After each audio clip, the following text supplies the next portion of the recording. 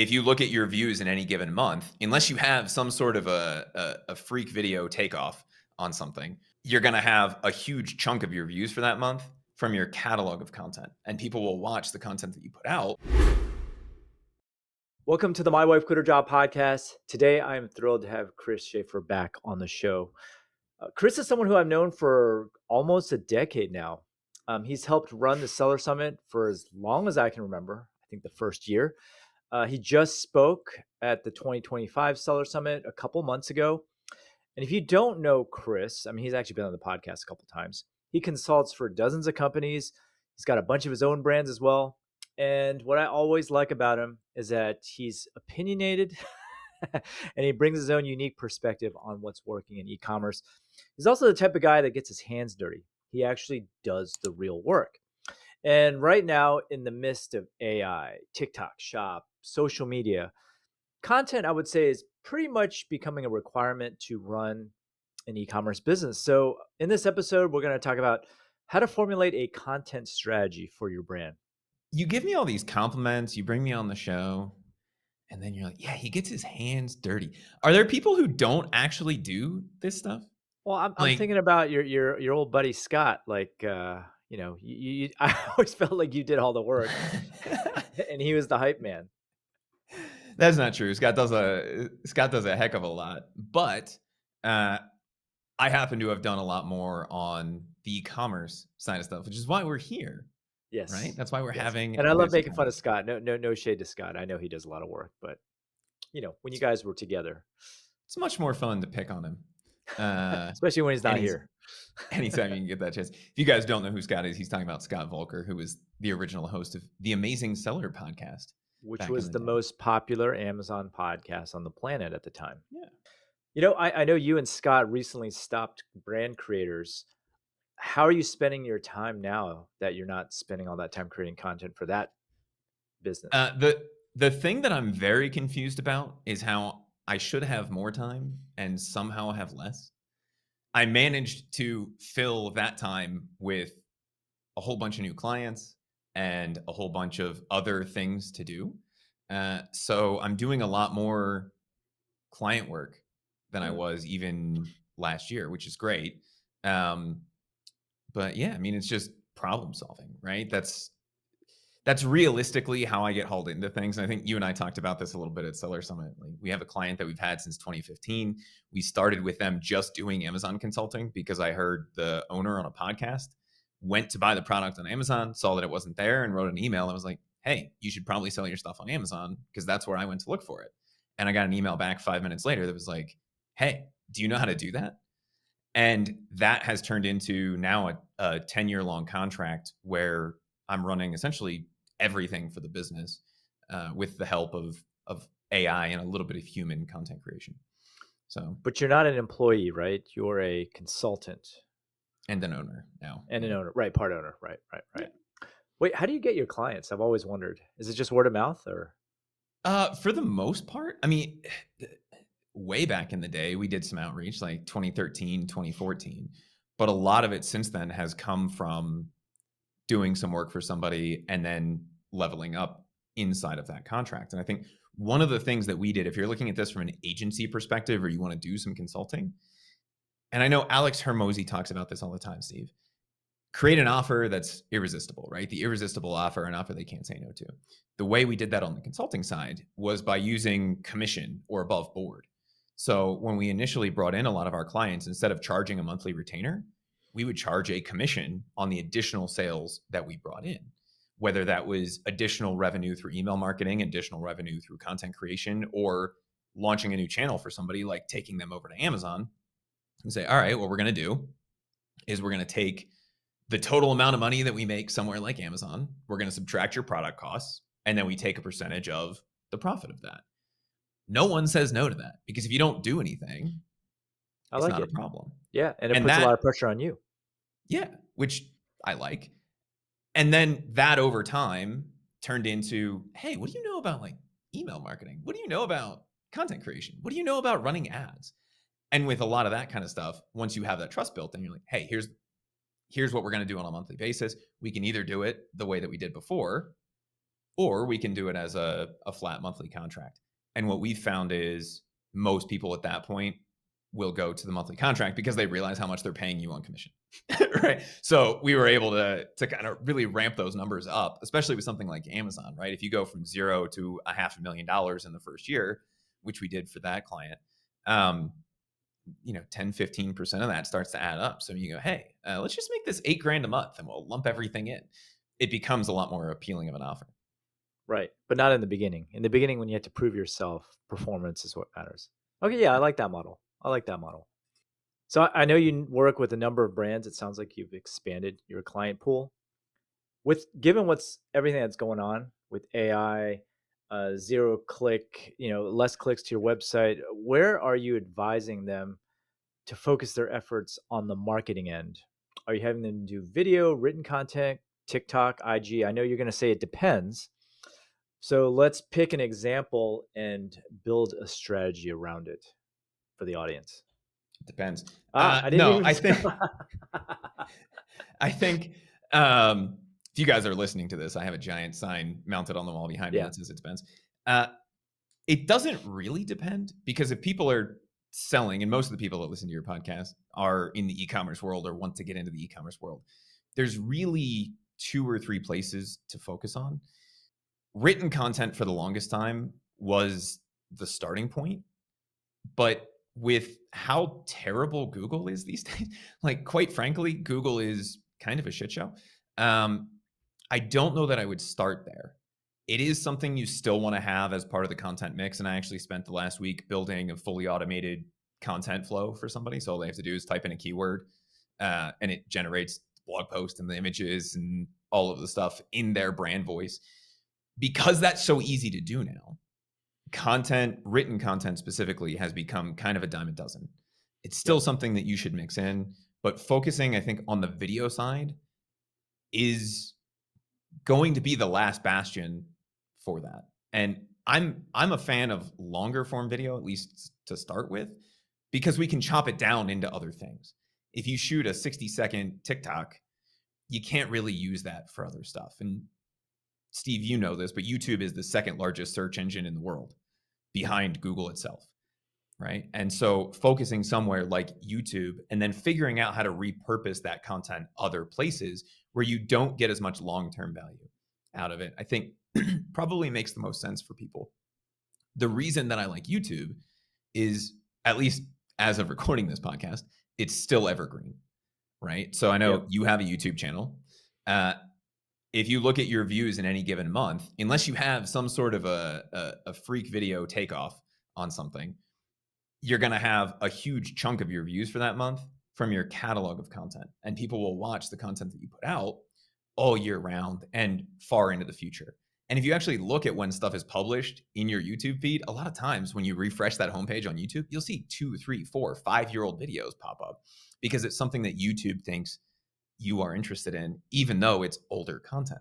You don't really get that anywhere else. You don't get that on Instagram, right? You post something on Instagram, if it doesn't go viral right away, no one will ever see it again, except for the one weird person who looks at every single post that you put up on Instagram. TikTok is a little more like Instagram than it is like YouTube, but it seems to be changing a little bit. I know you've played around with TikTok a little bit. What is your experience with kind of the back catalog on TikTok? Yeah, I'm back all in on TikTok. I would say a video can last a couple weeks, maybe a month, if it's like really good, but then it drops off. And you're right. YouTube is just like the good old Google search days, right? You do something once, you get traffic forever. That's what I love about it. And that's why I view my YouTube channel as a stock that can only rise. Every video that I add to it will increase the traffic over time. But it's not true for like TikTok and Instagram in general. Yeah, and I think that's one of the biggest things that people miss out on, is they're creating content in the wrong places. And we've heard since 2008 that we need to be on social media. You have to be on Instagram, right? If you listen to somebody like Gary Vee, he's like, post 100 times a day on Instagram, right? Terrible Gary Vee impression, but you understand where I'm going with that. And the problem with that for most e-commerce businesses is they don't have a dedicated content team. So even if you're leveraging AI to chop up those things and maybe even to post it if you're real fancy, you still have to have content to pull from. And if you're running a 1, 2, or even a 5-person e-commerce businesses, which is probably most people listening to this, you don't have the time to do that. And I don't know, also run the business, like find new products, source your products, go back and forth with the manufacturer about when they're actually going to give you your stuff, deal with customer service, deal with the website stuff. Like you don't have time to do all of that. And people get spread really, really thin and try to post on Instagram and TikTok and Snapchat and Threads and all of these different places instead of spending the time, energy, and effort one place. And so if somebody was to ask me which place they should focus on, it would be, and we don't have to say, long form content. It doesn't have to be an hour long, but 10 to 12-minute videos on YouTube tend to lead to the best results. Not only can you get more eyeballs faster somewhere like a YouTube, not only do you get the evergreen benefit, but you also get to see really quickly what's working and what's not. Take the stuff that's working, chop that up, and then put that somewhere like your Instagram, your TikTok, wherever. Hey, just a quick heads up. Tickets for my annual e-commerce conference, the Seller Summit, are now on sale over at sellersummit.com. If you run an e-commerce business selling physical products, this event was built for you.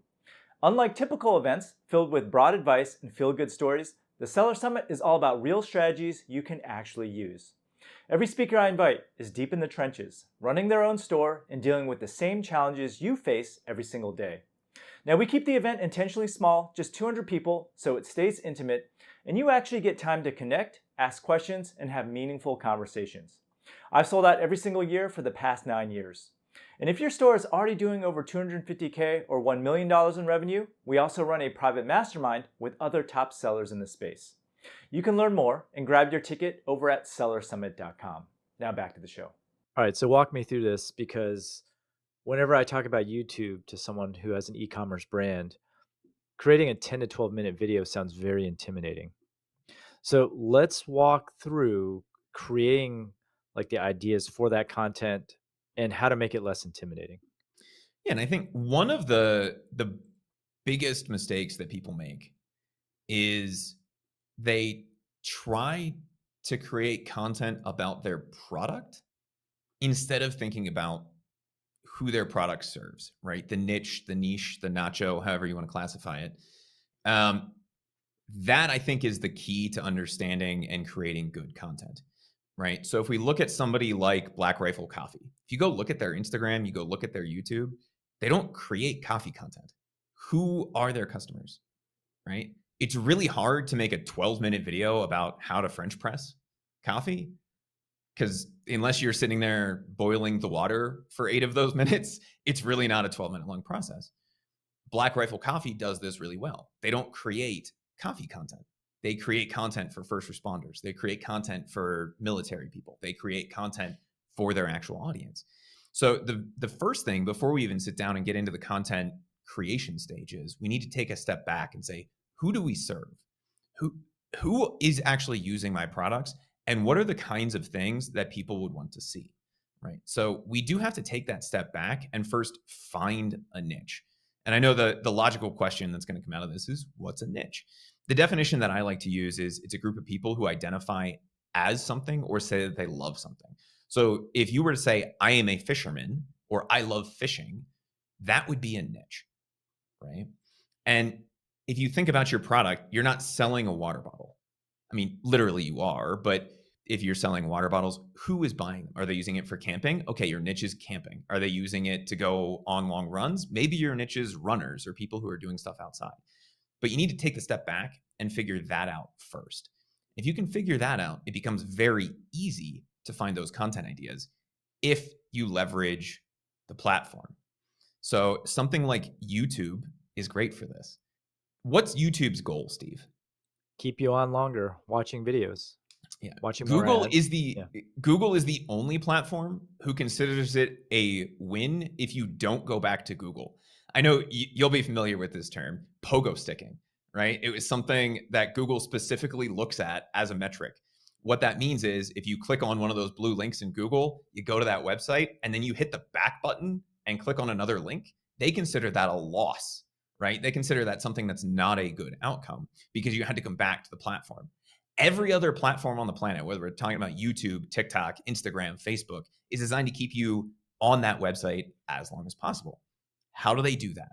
The word that everybody hates to hear, the algorithm, right? But the algorithm doesn't need to be a scary thing. And this is something I think once you wrap your head around it, it makes it a lot less scary. So everybody hears the word algorithm, they're like, oh, the algorithm hates me, whatever. We need to start replacing that word in our vocabulary with the audience. YouTube's goal with their algorithm is to be a proxy for your audience. If you create content that the people you are trying to serve, whether they're fishermen or coffee lovers or whatever, are looking for, YouTube will show it to people. And it's one of the reasons I love YouTube. You can have a 4-year-old YouTube video that finally takes off because YouTube found the right audience for it. Finally, we can use that algorithm, whether it's YouTube, Instagram, or TikTok, in our favor. We just have to act like our customers. It's the reason I'm a huge fan of test accounts. And I know this is something I talked about at Seller Summit, and it's one of my favorite tricks for figuring out, finally, to answer your question, Steve, how to create the content that our audience is already looking for. We waste a ton of time trying to brainstorm and think about the things that our audience might look for. Why? If we can use something like YouTube to just show us what our audience is already not just looking for, but consuming on that platform, that'll shortcut that process for us. And so if you're thinking about starting to create some content, my number one recommendation would be to start a test account. Basically, create a new Gmail address or a new YouTube account with whatever email that you like to use. You go in, you can start with your main keyword, fishing, and just start watching some of the videos that YouTube suggests. If you know some of the big creators in the space, that's usually a better place to start because they'll know immediately that you know about the niche versus just having a passive interest in bass fishing. But when you watch as few as 3 to 5 videos, they start to get an idea for who you are and tailor the algorithm to you. And if you continuously consume the content that piques your interest in that space, they will show you the exact content that is already performing well. And then all you have to do is figure out how to create your version of that. So obviously we're not just going to rip off somebody's video, but we're going to sit down, we're going to look at the titles that pop up and say, okay, that's a really cool bucket. The 15 fishing lures everybody needs to use. How to catch more fish for $5. Whatever the things are that you start to see coming up over and over again, jot down some of those title ideas and then go into the content planning process to say, how would I approach this topic? Because we know that this video is already working. We know that this title and this idea generally is already working to go to our niche. How can we create our own version of it? I'll have to go watch Black Rifle Coffee's channel, but are their videos like 10 to 12 minutes? Some of them are, some of them aren't. Their Instagram is also really interesting because their Instagram is all just like weird, what's the like meme videos about the Interesting. military. But the other good example of this, and it always gets a laugh when I bring it up because it's the nerds know. Linus Tech Tips. Are you familiar with Linus Of Tech course, I Tips on love that YouTube at guy. all? Yeah. Um, Steve, you know they're not a media company anymore, right? I think they sell their own stuff and they do a lot of affiliates, right? So in 2020, they made 23% of their revenue from ads, 13% from e-commerce, 12% from sponsored videos, 24% from in-video sponsors, and 23% from affiliates. Last year, 55% of their revenue came from e-com. They're not creating content about screwdrivers, right? They sell a really cool what's the word that I'm looking for? The like screwdrivers, like a ratcheting screwdriver. They sell IT guy apparel. They sell a lot of those kinds of things. That's not the content they're creating. They're creating content for the audience. Now, they had the benefit of starting as a YouTube channel, and so they knew that's how they had to create the content. But because that is the audience that they have attracted, they then built the products around it. We can do the same thing in reverse. If you have the products, you just have to figure out the content that people are already consuming and then do that. I think if you guys, even if you're not into Linus Tech Tips or technology at all, go check out the channel. They've done 6 figures, Steve, on a single live stream.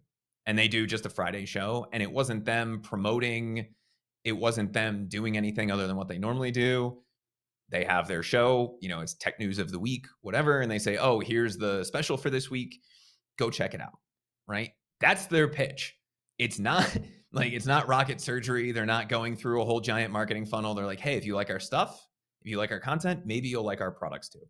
And because, especially with something like YouTube, you build trust fast. Steve, do you know if I use the word parasocial relationship, does that mean anything to you? It actually doesn't. What does that mean? Okay. I never. Yeah. So uh, you have probably had a lot of people come up to you and say, "Man, I feel like I know you from the podcast. I Sure. feel like I know you from the YouTube channel." My favorite experience with that was in 2015 or 2016 with Scott. We were sitting in a restaurant. And somebody walked up and said, "I know your voice," right? Which is probably not the right way to approach someone, but still sticks in my mind. So I remember who that person is. But when you consume content from somebody, you're consuming content in different areas of your life. So, like, podcasts are a great example of this. You're listening to podcasts when you're at the gym, you're listening to podcasts in your car, maybe you're listening to podcasts when you're in the bathroom, right? In those private, intimate moments, it's just you and that other person. The same thing applies with YouTube content, whether you're sitting there watching it or you're listening to it. And I actually listen to a lot more YouTube content than I watch, because I'll turn on an hour-long video and throw my headphones in and walk to the gym or walk to the store or do whatever I need to do. But because it's just you and that other person's voice, you actually build a really deep connection with that person, because they're literally sitting there talking to you for 12 minutes, 20 minutes, an hour at a time. And so, above seeing something funny on Instagram, you build that relationship with people very quickly. And so then when you recommend something or you say, "Hey, go check out my stuff," they have that relationship with you. And instead of you having to build out the giant marketing funnel or do any of the things that we should still do on the back end, all you have to do is say, "Hey, go check out our screwdriver," or "Hey, go check out our coffee," or "Hey, go check this out." And you will get a huge number of people to do that, because they've built know, like, and trust with you through the content that they've consumed. I think most people listening understand the theory on why it works. Yeah. You take a channel like Linus Tech Tips, their production value is incredible now, right? Now, So yeah. yeah, if I were to go, I haven't seen the early videos actually, but if I were to watch it now and say, okay, I want to start a YouTube channel, it's pretty intimidating, right? You have a brand, and let's just call it water bottles or something like that. It seems like production value is a huge hurdle, like in your mind at least. Do you see e-commerce channels where it's just like a talking head and do well? As long as they're creating niche-based content, yes. And so I think the thing that most people misunderstand is that they think, because many channels that do well on YouTube have high production, that you have to have high production to do very well on YouTube. That's not the case, right? You look at somebody like Mr. Beast and you're like, "Okay, I need to edit my videos like that. Like, I need like 48 people to work on it." And the answer is no. The content is what speaks to people, not the production of the content itself. So I think Scott is actually a good example of this. I don't know if you've checked out any of the content on the channel he's doing With with his his son, son you right mean? now, I have not actually. Maybe I should. but almost all of their videos are shot with an iPhone and the Rode, or no, it's the DJI Oh, the Bluetooth mic. yeah, the light the I have them right here on my desk actually. These light ones, right? Yeah, Yeah. that Yeah. exact set. Almost everything that they've done is done using that. And in fact, they did a 24-hour content challenge back in August, where they wanted to do 52 videos shot, edited, thumbnails done. So they would have one video a week for the next year in 24 hours. They did every single one of those videos with that setup. And you can't tell the difference between that and $4,000 camera. So there's no reason not to get started that way. You can always up the production value later. But what people are really concerned about is the quality of the content. So if you do something like build the research channel to get all of the ideas, then you just go, "How do I do this with an iPhone?" And not have to hire a camera person and 14 editors and build a server in my house, right? You just have to figure out your way to do it.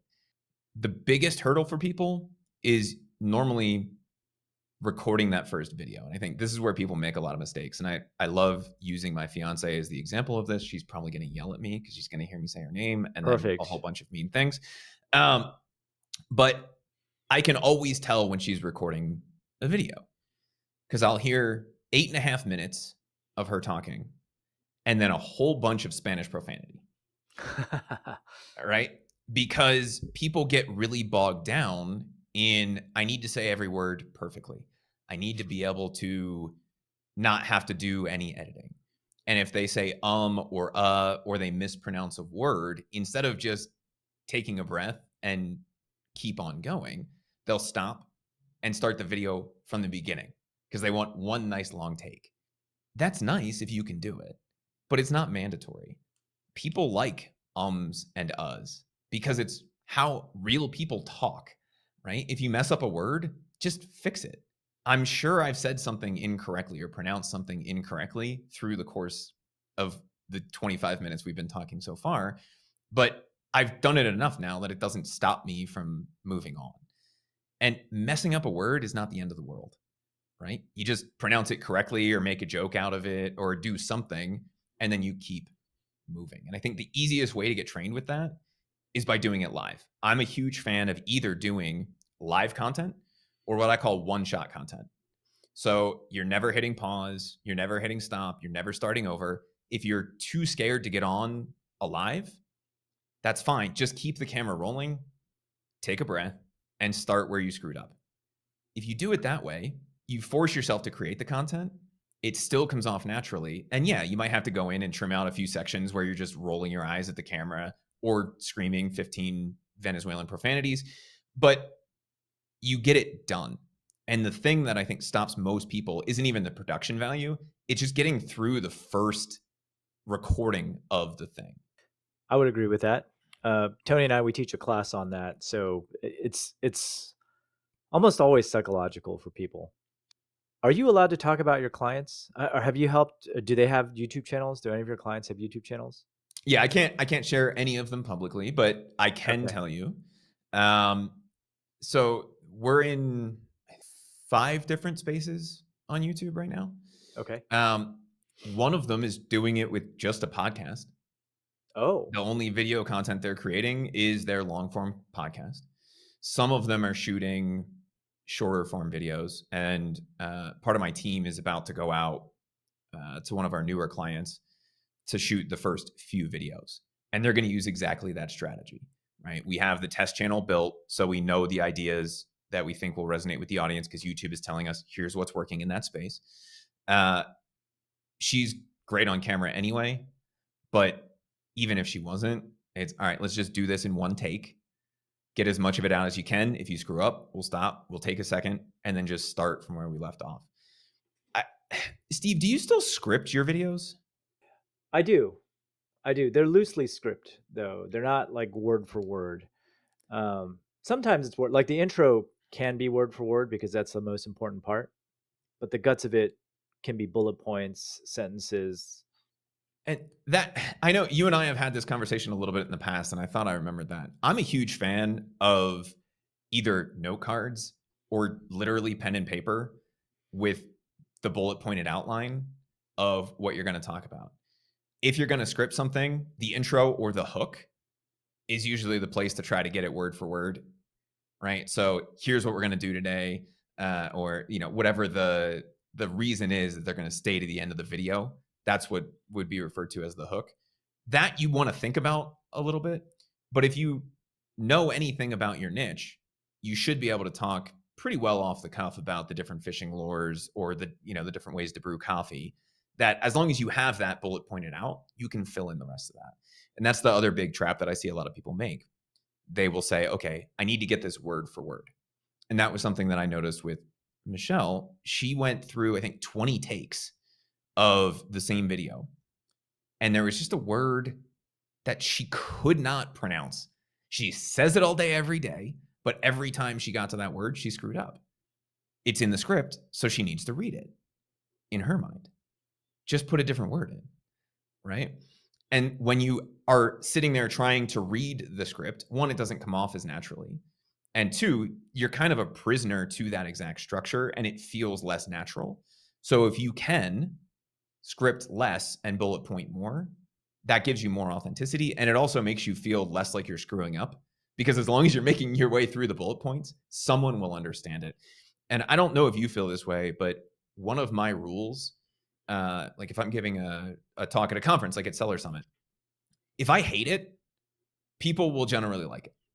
I'm like, no one's going to Hmm. understand this. It's not going to make any sense because for the vast majority of people, you know substantially more than your audience about your product and about your niche, right? And so the things you think are silly or repetitive or don't need to be filled in are exactly the kinds of, or the things that you hate talking about are exactly the kinds of things that your audience needs to hear. And so if you get done with a video and you're like, who would watch this? At least for me, as long as it's not who would watch this because you're getting hit on the head by a flying bird or like who would watch this because the camera's upside down, it's, I don't think this serves any value. A lot of times those are the videos that do the best because they appeal to the broadest number of people. It's things you think because you know a lot about the space that everybody knows, but most people don't know those things. I think it would really help the audience listening to this if you could record your wife screwing up and cursing, and then I'll post it. I think that'd be really helpful for that and you know, your relationship. Yeah, I think it would I definitely build a lot of know, like, and trust between the two of us to, I have a to post couple that online. questions for you though. Yeah. Regarding the brands that have YouTube channels, you mentioned a podcast. That's actually quite interesting. I never would have thought to create a podcast to promote an e-commerce brand. That sounds pretty easy. Yeah, Well, because easier. Yeah. all you're doing is talking about the space. Right. Right. And so if we go back to the Linus Tech Tips example, their Friday live show is their podcast. They just put it out in an audio format afterwards. Now, they've filled in medium and long form content throughout the week. But as long as you're speaking to that same audience, anything you do in that space works. And in the case of that client, he is terrible on recorded video, but can talk off the cuff for Hmm. hours about the niche. And so if you can get him on camera, either by himself or with a guest, and it's being recorded, it comes out really well and it's very high quality content for the audience. He tried to do some shorter form stuff, less than an hour long and absolutely hated it. Ironically, some of those videos have done much better than any of the podcast episodes because that's what YouTube tends to favor. But it's that easy. And their entire business was built off of the podcast and YouTube channel that is just the recording of the podcast. Reason why I'm asking all these questions is because these are all reservations that I had. I mentioned this at Seller Summit. It hasn't launched yet. It's probably going to launch either end of this month or next month, but a Bumblebee Linens YouTube channel. And for me, at least, it's all low energy, right? Like if I have to go on set, film, move around or whatever, it's probably not going to happen. And that's just me and my mental hurdles and the production quality. So people listening, I'm starting to tell we sell wedding handkerchiefs, right? And there's always a story behind the handkerchief, how these couples got together and that sort of thing. And all I'm doing is just telling those stories. And I'm telling them by AI generating, cartoon likenesses of them. And I'm usually changing their names unless they give me permission to use their names. These first couple, they wanted to remain anonymous and whatnot. And that's going to be it, telling stories because everyone loves a good story. But the way I'm doing it is like I'm literally just behind a green screen talking because I can do that in my office. And then I can generate the images to generate the scenery behind the story because I can't get all those photos from a customer, right? At best, I could probably just get a photo of the couple together. And that's how I just kind of rationalized the ability to maintain this forever. Do your clients have these same reservations? Like, I can't be the only one. Everyone does. And actually, because I spoke about content at Seller Summit, I had a lot of these conversations. And Steve, you told me before we got on that you watched my Seller Summit session yesterday. Yeah, Um, I actually used you and what the idea that you had for the Bumblebee Linens channel to answer a question during that session. right. Uh, because a lot of people are afraid to be in front of the camera. or they don't want to have to sit down and record. And so one of the questions I get all the time is like, can I do a faceless YouTube channel? And the answer is yes. Like you're a prime example of that. And I think the main thing that people screw up with that is they miss the storytelling element. Stories will always sell better than anything else. If you have the ability to jump in front of a camera and create content about your niche, you can create the story, right? That's what you're doing through the arc of the video anyway, when you're showing off the 15 different fishing lures that everybody needs to have in their tackle box or whatever the topic of the video is. You're going through the journey with people. But you can also do that without jumping in front of the camera. We had a conversation with one of our newer clients actually last week, and they're in the cooking space, right? The food and cooking space, and they were talking about an idea that they had for bringing in some additional revenue through subscription, and it was all about trying to go out and find like classic versions of stuff and share that with people. And I said, I like that idea, but it's really about the story behind the thing. It's not about the thing. Like no one cares about it's cool to see the 150-year-old popcorn maker or whatever it is, but the story behind that specific piece is much more important. And that's the thing that people would resonate with. And yes, if you created a YouTube video about the 150-year-old popcorn maker, you'd get some views on YouTube. But if you tell the story of that specific piece and tie in the history of it, you get way more views. Somebody who does this really well is Max Miller, I think is his name, on YouTube. So there's a million history YouTube channels out there, and there's a million recipe channels out there. The problem with cooking on YouTube is that unless you have high production value in this specific case, like it looks really good, right? You don't want potato quality camera stuff when you're showing off food, and the food is the hero of that. And most people just want the recipe. So if you look at a lot of the food channels on YouTube, you'll see that they'll do like 15 sauces I could never live without, right? It's not the recipe itself. They'll have a video about a topic and then maybe link off to a recipe. History channels, they'll cover, 15 videos on Napoleon or whatever it is. What Max Miller does is it's a history of food channel. So he gets to tell the story behind a dish. I think his last video, as of the time of recording this, is all about spotted dick, which is that weird English pudding that no one actually knows what it is. Okay. It's an English dessert with currants or raisins in it. But he basically starts cooking the recipe at the beginning, and then through the whole middle of the video, he's sitting there telling the story of how this came to be a thing. And then at the end, it's done and he can try it. So he's not actually cooking the recipe on camera. It's about the history of the dish. And so he's able to hook in an entirely different audience than he would have been able to otherwise. And instead of people skipping through the video because they don't need to watch you chopping carrots for the 100th time, they consume that entire piece of content and build that relationship even more. So I think the storytelling aspect of this, whether you're doing it yourself or what you're talking about doing with Bumblebee Linens, I think is what people really need to start to wrap their head around. It's not about you. It's not about the niche. It's about the story, right? And if you can figure out a way to keep people engaged, the content creation portion of that becomes easy. Yeah, I mean, I don't think any of this stuff is really easy, and it is all in your head. Like this Bumblebee Linens channel was actually supposed to launch earlier this month, but I went back. I actually have 12 videos stored in the bank. I went back and just watched them after not even thinking about it for like 2 weeks, and I was thinking to myself, "Oh, I don't like the way these turned out," and so I'm making tweaks and whatnot. It probably doesn't even matter. Maybe I'm Well, and just so delaying things. Steve, you're falling victim to the second trap that I hear people fall into all the time when it comes to content creation, right? Especially in the e-commerce world.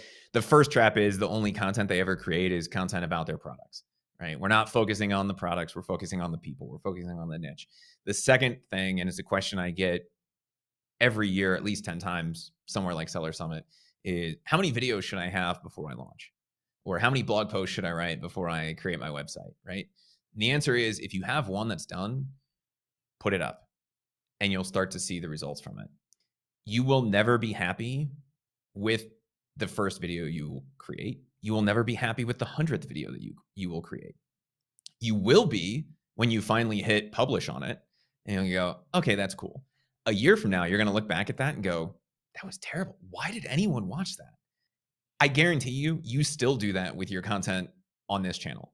You Oh look yeah, back at for videos sure. you shot 6 months ago and you're like, I there's actually a don't even fly on watch my the old face the ones. entire time. How did anyone watch this video?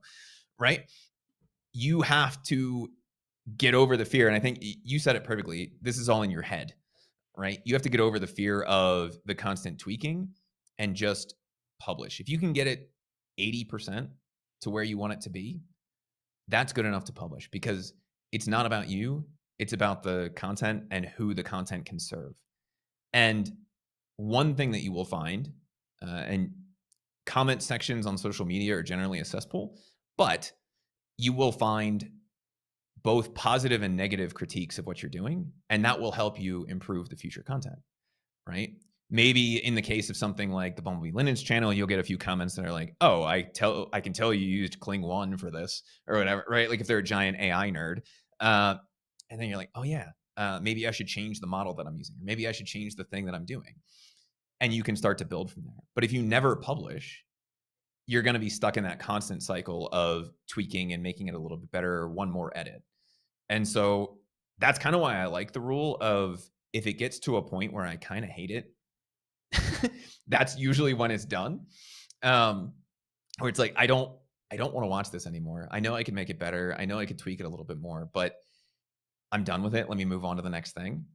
If you publish that, you'll start to get the feedback. And the feedback is the thing that matters more than you getting it perfect. Because if you wait another, let's say you wait another 3 weeks to launch that channel, Steve, how much do you think the and I don't know what your tech stack is, what tools you're using to make these, but how much do you think the AI assistants that you're working with right now will change in that 3 to 4 week period? How much better will they get? It's got nothing to do with that. It's it's probably mainly the fact that it's a middle-aged Chinese dude hawking hankies or, talking about this stuff because my wife doesn't want to do it. If this is my other channel, the My Wife Quit channel, no problem. I'll publish whatever, right? I just think I have a complex because my brand, like my face, isn't reflective of the type of person who would start this brand, which Tony says will work to my favor actually in the end. We'll see. The other thing is I'm launching a huge contest to launch it, and I'm going to be posting one per day for the first week and then thereafter. And since I always like to have a buffer also. It's just the way I work. Like for my other channel, I've got like 5 videos in the bank. That way I'm not pressured to create from week to week. Like I can take a week off. So that's how I operate. And you're right. I think for most people, I would tell them to just publish right away. But for someone with my personality, the pressure of having to create again consistently makes me anxious.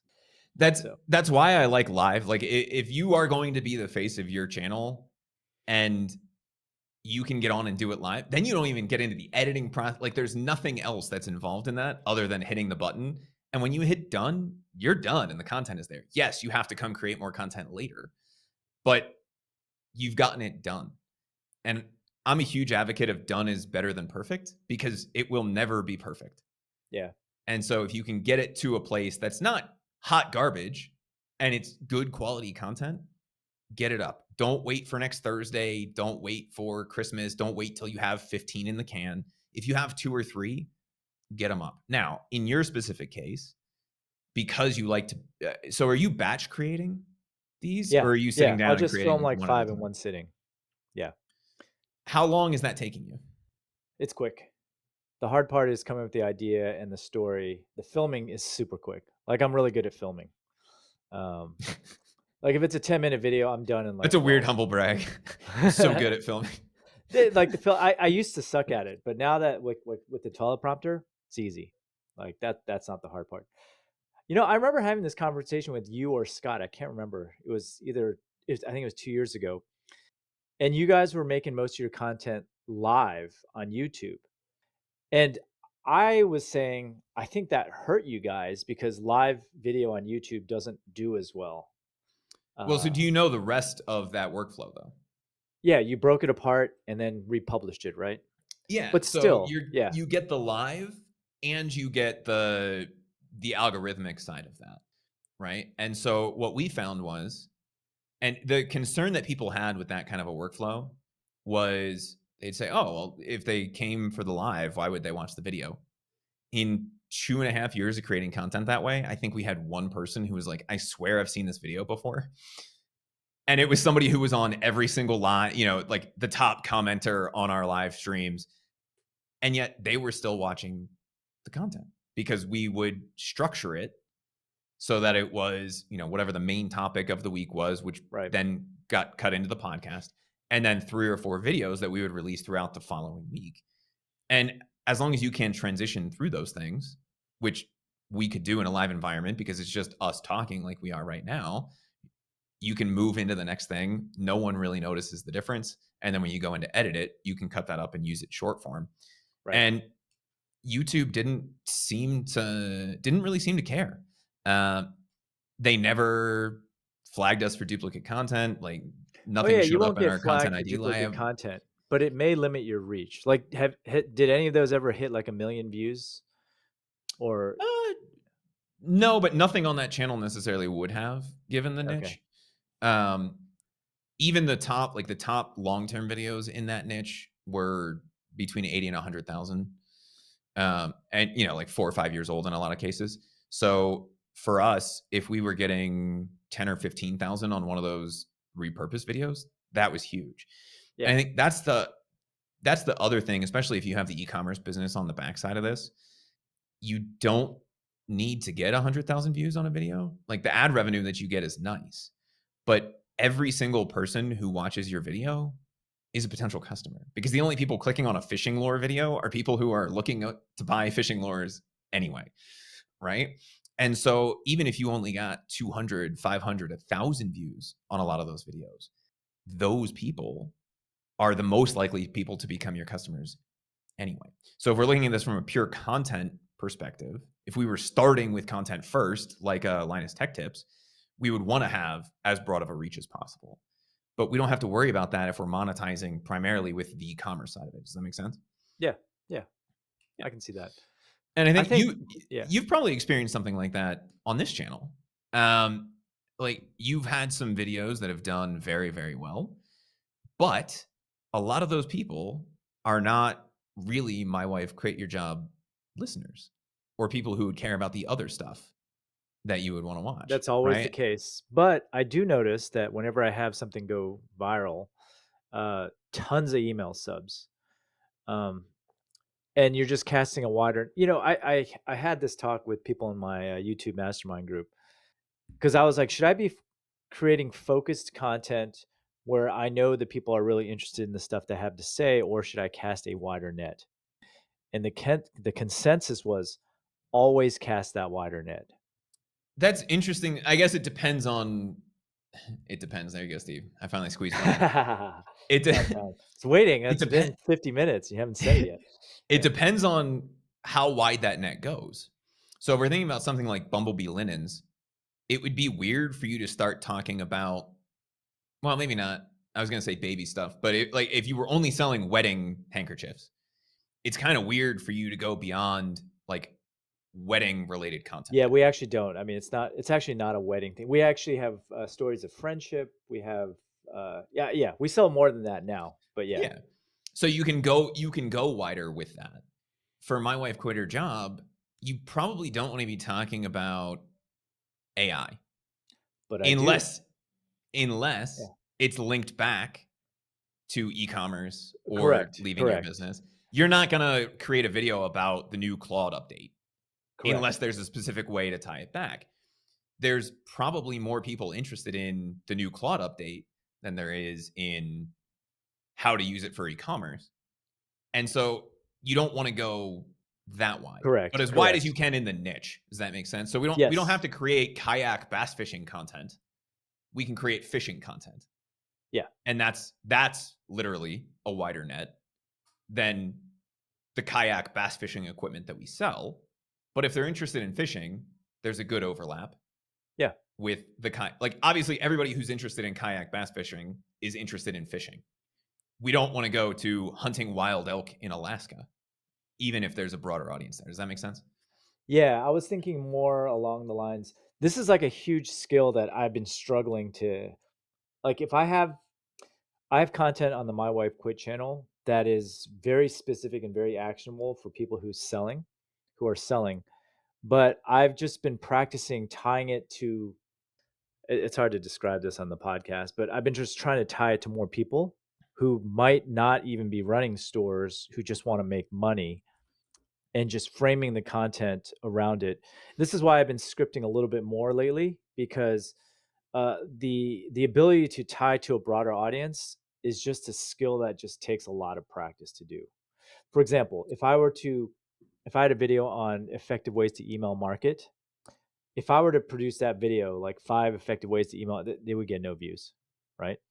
But if I could somehow target it towards, I don't know, something political or even wider than that, and then tie in email marketing aspects into it to make money, then it would get a Well, lot I think more. Yeah. I think that's a good example because the thing that people miss with email marketing is people just assume it doesn't work. So instead of saying, this email marketing flow that will change your e-commerce business as the title, it would be the number one return on investment marketing strategy you need to pay attention to this year, right? Right. Something like that. That's broader. Correct. Yeah. Email, even in 2025, is the highest return on investment marketing activity that an e-commerce business can do. Somewhere between 36 to 1 and 72 to 1, depending on which survey that you look at, right? So every dollar you put in, you get 36 or $72 back out. By broadening it out and saying this is the thing you need to pay attention to, only marketers are going to watch it anyway, or people who are interested in performance marketing. But you get out of the email bubble, even though that's the thing that you're teaching. Does that make sense? So you are casting a broader net than people who are already on board with the email train. And the only thing you have to do there is make that transition or make the explanation at the beginning of here's why, right? It's 36 to 1 or 72 to 1, which is way more than you're ever going to get out of running ads or even TikTok affiliate, any of those kinds of things. Here's how to implement it if that's the video that you're going to create. So you can cast that broader net just by slightly changing the title. And I think this is probably a struggle that a lot of people have for those of you listening. Keyword research, I think, is overrated. Uh, like in that case, like the keyword would have been email marketing, and maybe it has some sort of search volume. But I think wrapping it into something that's much more enticing and broader based will almost always do better, at least in my experience. The reason for that, especially somewhere like YouTube, is even though that YouTube is the second largest search engine on the planet, the vast majority, I think it's 60 to 70%, it might even be higher than that. I have to go look, of all of the traffic, all of the views on YouTube don't come from search. They come from Yeah. suggestions. And it's because people go to that YouTube homepage. And unless you're trying to figure out how to fix your inline water heater, you're probably not searching on YouTube, right? You might get to YouTube through a search, or you're like, dang it, they're just not showing me that channel that I wanted to find. You go type in the name of the channel or something like that. But the vast majority of views come from that recommendations feed. And so if they have an algorithm that's tuned for cool marketing tips, you're going to show up there.